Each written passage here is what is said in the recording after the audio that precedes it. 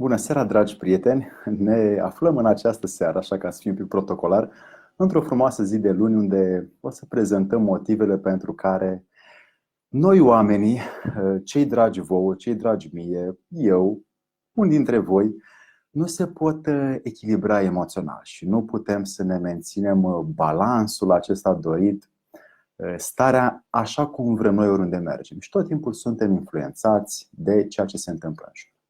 Ei bine, m-am gândit, salut Dorin, că putem să discutăm despre ce se întâmplă înăuntru nostru și noi dăm vina că ar fi un motiv. Noi dăm vina că ceva nu merge cum vrem noi înăuntru nostru și nu ne mai simțim bine. Ca să intrăm în subiect, o să intrăm foarte repede în subiect, motivele tot timpul au fost, sunt și vor fi cele care aparțin nouă înșine, nouă purtătorilor.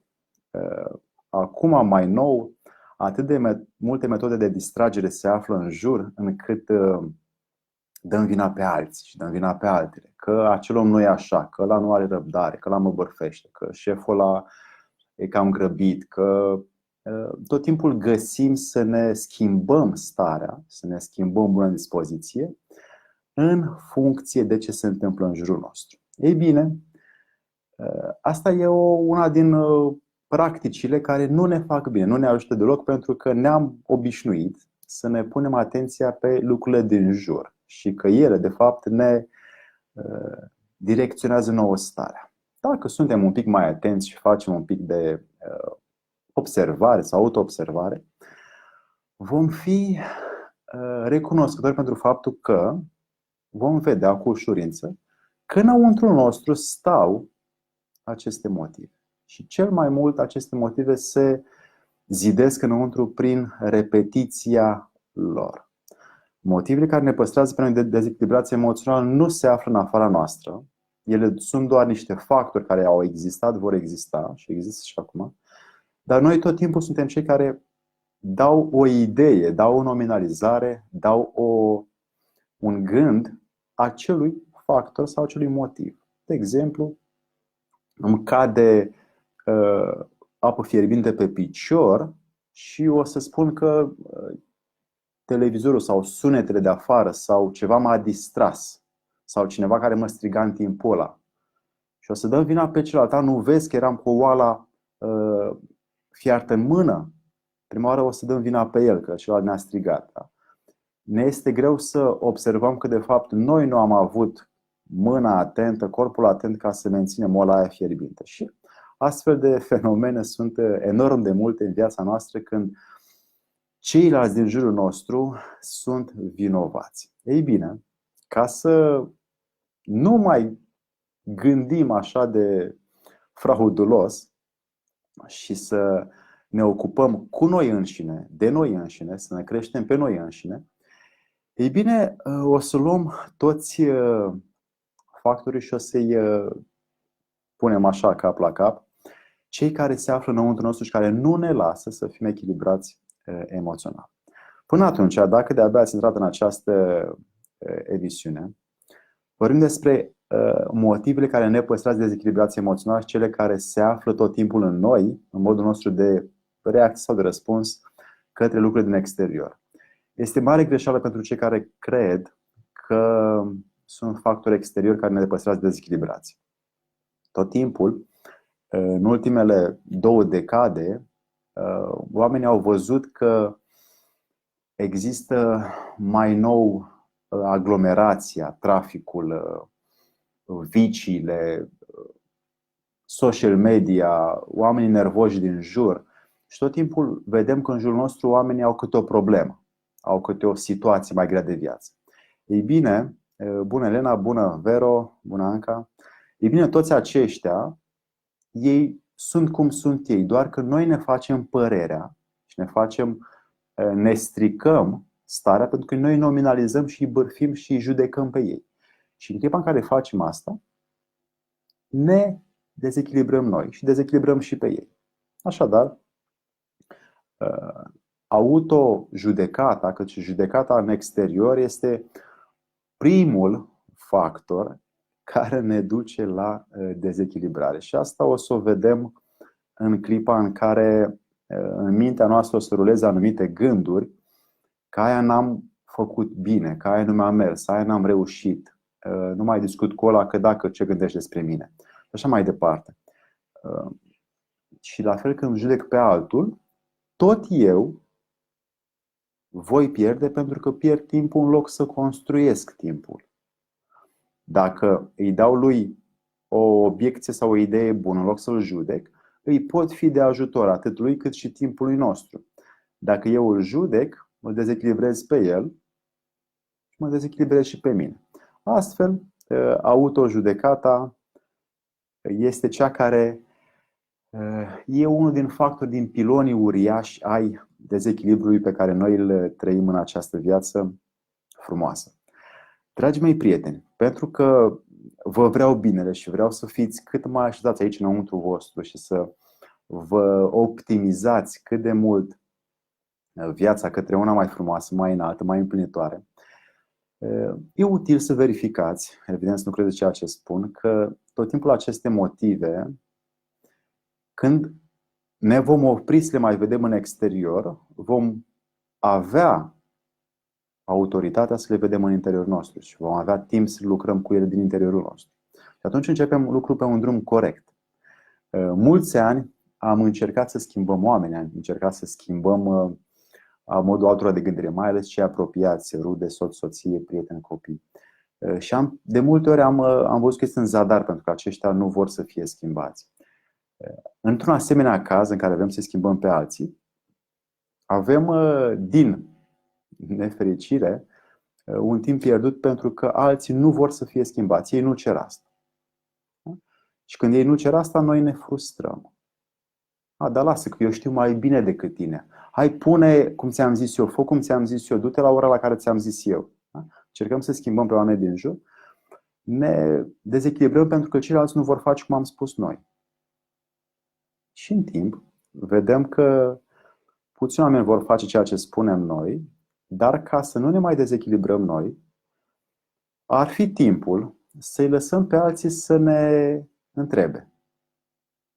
Și să vină să ne întrebe, băi, poate e timpul să-mi dai un sfat, poate să-mi dai o direcție, poate să-mi dai o apreciere, un feedback, o recenzie. Și atunci putem să dăm așa un feedback curat, adică mi s-a cerut. Dar de multe ori gura vorbește înaintea noastră și poate și mintea gândește înaintea noastră că vrem să ajutăm pe toți cei din jur, ăștia mai îndărădnici, ăștia mai nevoiași. Și ne ducem către ei și îi servim cu părerile noastre, cu experiența noastră, chiar dacă ei nu ne-o cer. Și atunci tot un fel de judecată este, pentru că îi judecăm că acești oameni n-ar ști, n-ar fi capabili, n-ar putea, nu ar fi loiali. Și noi vrem să îi învățăm, că suntem, evident, zmei. Tot o formă de judecată este pentru că îi desconsiderăm. Și când noi venim cu părerile astea, poate uneori autoritare sau poate uneori superioare,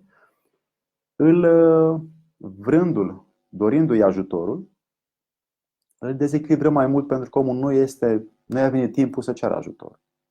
Atunci, când omul nu face ce l-am rugat noi, poate se supără pe noi, poate își schimbă starea față de noi și noi la fel față de el după. Deci autojudecata este motivul pentru care noi nu ne putem echilibra și când judecăm pe alții, nu ne putem echilibra în fața altora. Al doilea motiv care se întâmplă foarte des, mai stau niște oameni aici. Bună, Andreea, Oana Mihaela, îmi pare bine că vă aflați pe acest canal în această seară.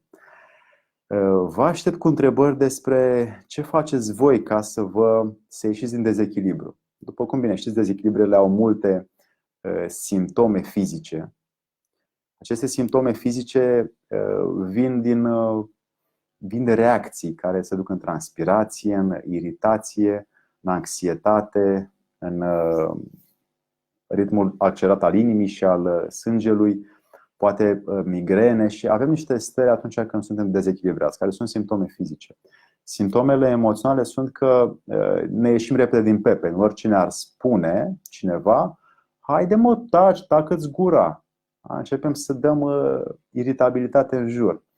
Și simptome mentale nu ne putem concentra și nu ne putem crea flow-ul nostru de muncă și flow-ul nostru de gânduri dorite de noi. Dacă toate aceste simptome le observați, înseamnă că există, la fel rosul unghiilor, clipitul des, mișcatul mâinilor aiurea, toate sunt simptome care ne duc pe noi la dezechilibru sau ne arată de fapt că suntem dezechilibrați. Și putem să începem să lucrăm de aici de când observăm acestea.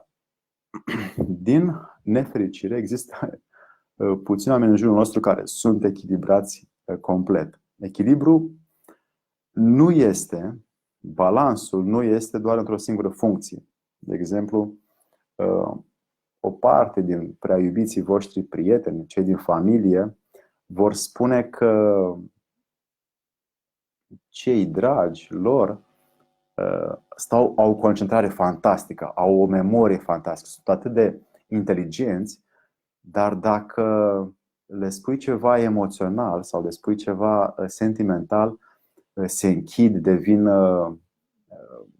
nu știu cum să reacționeze, poate încep să plângă, să aibă stare de rău, palpitații și nu se simt bine pentru că partea lor emoțională nu este echilibrată. Și la fel, partea lor fizică e posibil să vezi că se apleacă, duc umeri în față, fac grimase. Atunci vedem că partea emoțională și partea fizică a acelui om este dezechilibrată. Munca noastră, a celor care vrem să ne echilibrăm, să creăm acest balans frumos în viață, care se numește balans emoțional, e util să luăm ca privind din toate funcțiile pe care noi le avem. Partea de minte are nevoie de balansul ei prin crearea și determinarea gândurilor. Partea emoțională să înțeleagă și să primească și să dea doar ce este bun în exterior și să aibă control asupra tot ceea ce este în zona asta. Și partea fizică să fie sub strictă observație de către voința omului. În clipa în care mergem către aceste virtuți, încep să apară licăriri de autoreglaj. Începem să prindem frecvența la radio și începem să ne echilibrăm. Din dezechilibrați devenim echilibrați. Iarăși, vreau să mai fac o singură paranteză la acest dezechilibru la mulți oameni, este că bună seara, Sebastian, Laura, îmi pare bine că sunteți aici. Dragii mei prieteni, la foarte mulți oameni iau câte un dezechilibru pe câte o funcție aparte. Și anume, mulți oameni sunt dezechilibrați doar și doar aici, în partea asta rațională, și alți oameni sunt dezechilibrați aici. Da? Nu își pot stăpâni reacție, nu își pot stăpâni frica, nu își pot stăpâni teama, nu își pot stăpâni furia, iritarea. Și putem să vedem. Alții care sunt dezechilibrați emoțional din punct de vedere fizic și devin introvertiți, le tremură vocea când au un speech de făcut și mai departe. Multe sunt motivele. Așadar, ca să muncim un pic cu noi înșine, mai sunt niște oameni aici. Bună seara, Rodica, Mary, Nicoleta, Cristia, îmi pare bine. Dragi prieteni, pentru cine a intrat acum, în această seară vorbim despre motivele care ne fac să fim dezechilibrați. Acestea nu se află în afara noastră, acestea sunt înăuntru nostru și ele sunt absorbite de noi prin repetiția reacțiilor din trecut. Așadar, cum am fost obișnuiți de acum 20 de ani, 15 ani să ne comportăm prin repetiția unui anumit eveniment de viață, ne-am dezechilibrat într-una din aceste funcții, ori mental, ori emoțional, ori fizic, și nu mai răspundem cum vrem noi vieții. Nu mai suntem la fel de optimiști în viață, să mergem cu tot trupul, toată mintea, cu tot sufletul înainte, ci una din ele ne trage în spate, una din ele care bagajul. La mulți oameni, bagajul este cărat. Mulți oameni, bagajul este cărat de partea acest flux energetic din zona plexului solar, unde e o energie atât de mare și de rapidă încât nu o putem opri uneori. Da?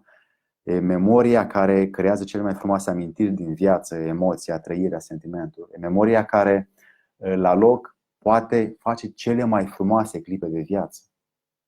Aici noi le păstrăm, nu le păstrăm în minte. Mintea doar este un instrument care ni le aduce aminte, dar acest creier al inimii sau al plexului solar memorează cele mai frumoase trăiri din viață.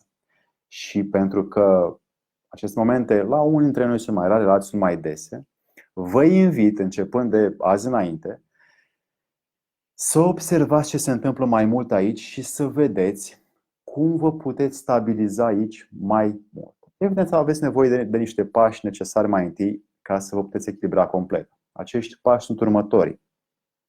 Pe lângă faptul, fac iarăși o paranteză, că avem la mine pe site alexandruplesa.ro/cursuri video un minunat curs de 30 de practici, 10 video, chiar 11 videouri despre cum să ne controlăm, cum să determinăm și cum să gestionăm emoțiile încât să ne vindecăm, să ne însănătoșim și să avem așa energie cu toată viața din jurul nostru. Pe lângă asta, vă mai dau astăzi niște trucuri care pot fi probate, verificate de voi pentru a ne echilibra din punct de vedere emoțional și să ne balansăm până acolo unde noi dorim să fim, cum vrem noi, oriunde. Ei bine, dragii mei prieteni, unul dintre instrumentele pe care noi le avem la îndemână ca să ne echilibrăm emoțional în interiorul nostru este eliminarea autojudecății, după cum spuneam. 2. Eliminarea cât se poate de mult a reacțiilor, mai ales reacțiilor negative. Reacții negative ne țin pe loc, nu rezolvă decât în situații de poate nici de război, nu rezolvă ceva util. Și în loc de situațiile negative sau de emoții negative, să dăm soluții constructive. Oricât de greu ar fi, oricât de mult timp ne-ar lua, oricât de anevoios ar fi acest drum.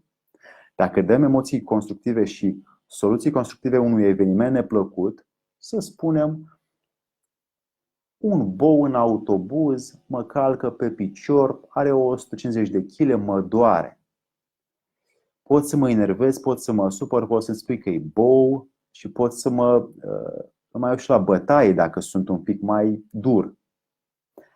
Și atunci îl enervez și pe el, enervez și pe ăia de lângă noi și mă enervez și pe mine. Și toți, eu prin neatenția mea, creez o stare de conflict între noi toți. Și e posibil să-l și bat, să-mi iau și bătaie. Sau evenimente, exemple care se pot întâmpla oricum. Ei bine, în acel moment mai am altă variantă în care vreau să mă lipsesc de aceste emoții negative și să construiesc o stare bună, în care vreau să mă echilibrez. Când spun asta, pot să dau sugestia asta, vreau să mă echilibrez acum, mă doare piciorul, dar merg mai departe și mă bag și aduc în mine o stare care să o furnizez și lui de înțeleg, e ok, stai liniștit, se mai întâmplă și zâmbesc, nu nimic. Ei bine, e doar o soluție, mai sunt și altele. Pot să îi spun eu lui, voi fi mai atent, eu n-am văzut că piciorul tău se mișca și eu nu mi l-am ferit. Și mai pot găsi și alte soluții. O altă soluție ar fi să-i spun, îți mulțumesc că mi-ai adus aminte de mine, că mă gândeam la ceva iurea, mă gândeam la ceva prost, negativ. Da? Și putem să găsim soluții constructive pentru acel eveniment, să transformăm dintr-unul negativ într-unul pozitiv și atunci începem balansul, începem munca către balans.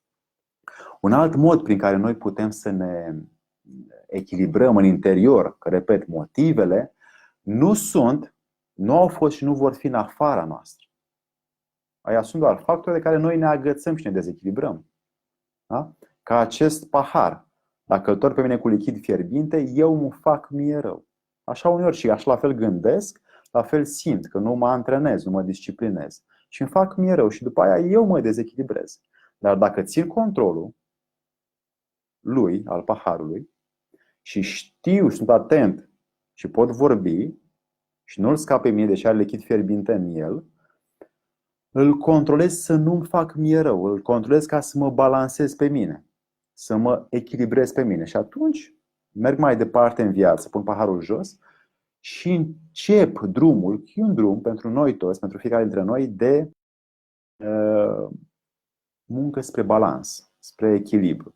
Acum, slavă Domnului, au apărut în vest, în Occident, a apărut înțelegerea Orientului, unde facem mindfulness, facem mantre, cântări, mudre, rugăciuni. Cei mai religioși, vine acum Paștele și ne rugăm. Musulmanii cu cântările lor în moschei, dervișii cu dansurile, șintoiții cu rugăciunile și așa mai departe. Fiecare nație își creează către un soi de instrument, către balansul interior. Și fiecare când intră în moschee, biserică, ashram, templu, mănăstire, peșteră, ei se întorc la ei înșiși și creează balansul pentru o anumită oră sau 10 minute cât stă omul în acel loc sacru.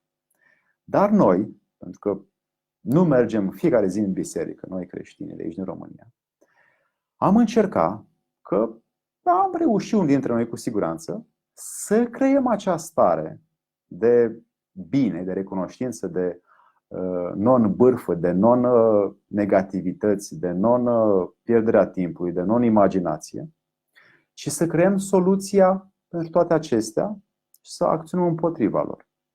Și să fim cei care, în loc să judece, să vorbească frumos de altul, în loc să mintă, să fie sincer, în loc, da, exact ce spune și ce spun manualele sacre. Dar, în schimb, pentru mulți este greu.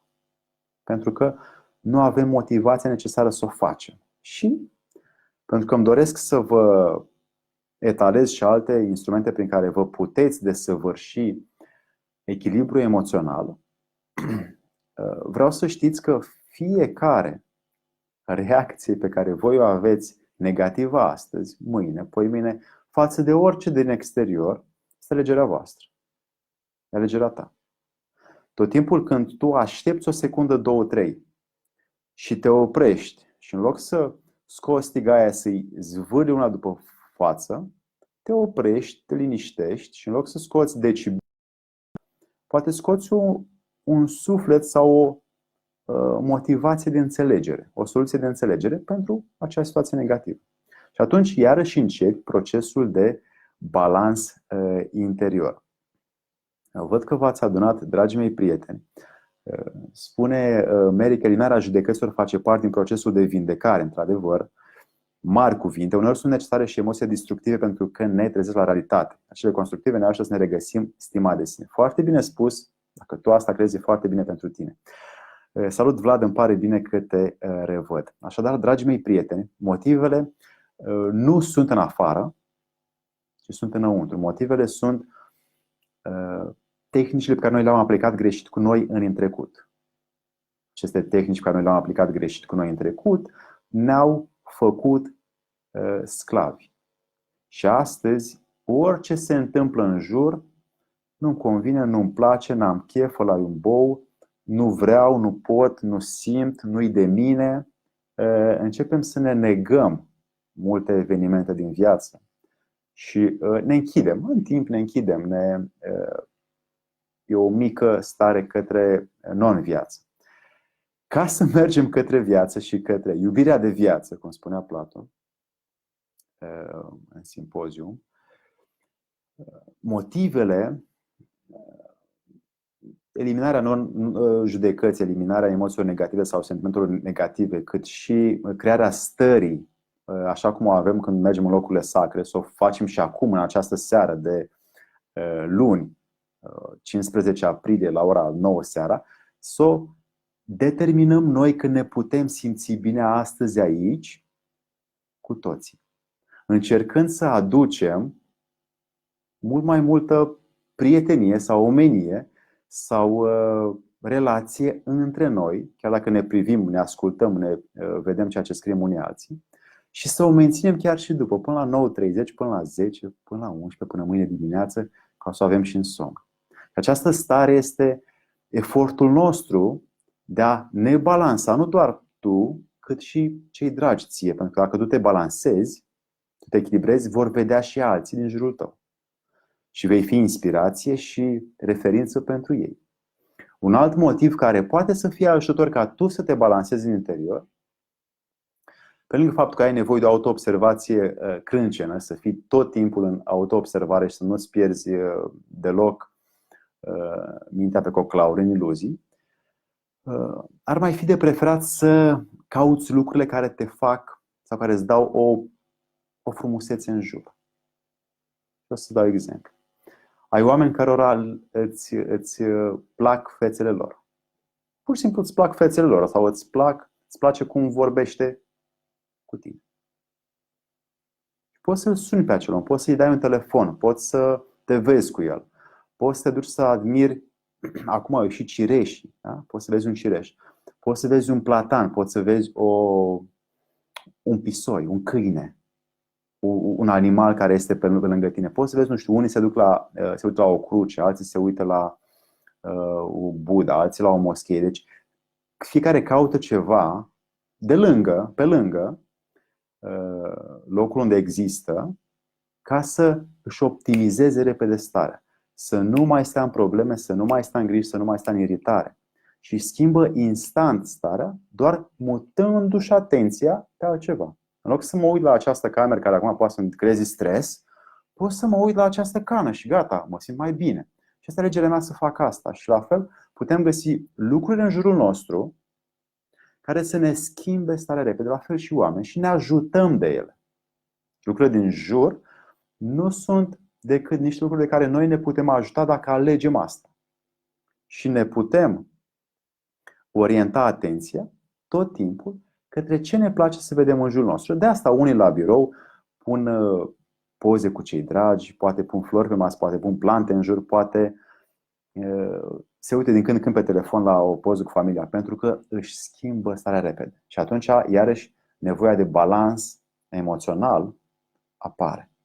Și deodată când vezi poate familia ta pe telefon sau iubitul, soțul, deja te simți mai bine și ai poate și un dram de recunoștință. Așadar, tot timpul găsești motive de care să te agăți ca să-ți schimbi rapid starea și să începi cu lucrul tău, efortul tău către balansul emoțional.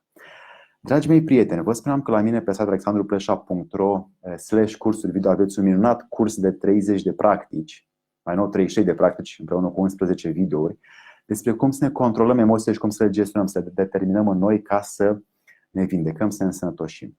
De asemenea, am și un grup care este foarte privat. Cine vrea să intre, e un grup pe Facebook, se numește Performanță Mentală, Fizică și Emoțională, unde creăm mai mulți oameni, suntem aproape vreo 2000 acum, creăm un tot unitar ca să ne balansăm și ne ajutăm unii pe alții prin ceea ce comentăm și vorbim acolo.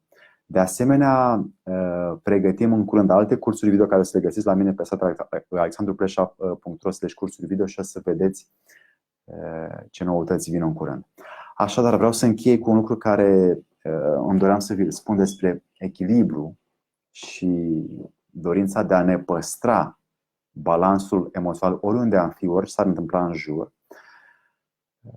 Unul din motivele certe este că în fiecare moment când noi vrem să ne balansăm, e nevoie de voință și nevoie de constanța voinței sau de prelungirea voinței.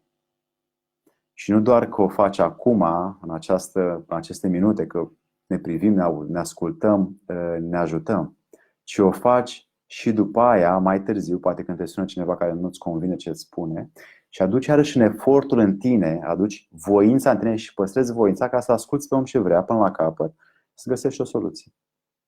Fără să te enervezi, fără să te frustrezi, fără să te iriți, fără să te încrunți, fără să spui în gând, bă, ce bou ești, fără să.